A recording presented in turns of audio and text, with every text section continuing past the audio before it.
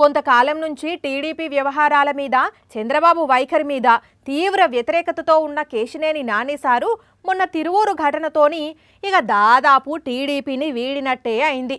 Already నిన్ననే clarity ఇచ్చినా ఇంకింత clarity తీసుకునేందుకు సార్తోని మాట్లాడదాం.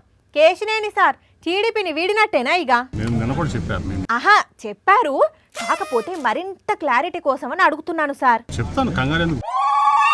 కంగారు అంటారేంది సార్? కంగారు ఉండదా మరి? కంగారు బాబు మీ కుటుంబాల మధ్య చిచ్చు పెట్టి మీలో మీకు లొల్లులు పెట్టించి ఇట్లా పార్టీ నుంచి వెళ్ళిపోయేలా చేయడం కరెక్టేనా?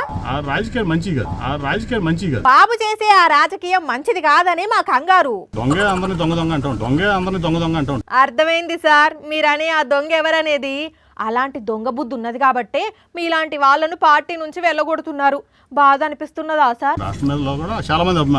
అవును సార్, వాళ్ళ ప్రేమ ఉన్నంతసేపు వీళ్ళు చేసే కుట్రలు ఏం పనిచేయవు. తీయండ్రి. ఇంతకు మీ అభిమానులు ఏమంటున్నారు సార్? ఇంతకు ఇప్పుడు మీ తుది నిర్ణయం ఏంటి? పార్టీలో ఉంటున్నట్ట ఉంటలేరన్నట్ట? ఒకసారి నేను వద్దనుకుంది పార్టీ, చంద్రబాబు గారు నన్ను పొమ్మన్నారు. ఇంకా నేను ఉండటం అనేది కరెక్ట్ కాదు. అంటే పార్టీని వీడుతున్నట్టే అంటారు, అంతే కదా సార్? ఇంతకు రాజీనామా ఎప్పుడు మరి? శేఖర్ గారిని రాజీనామా చేస్తాం.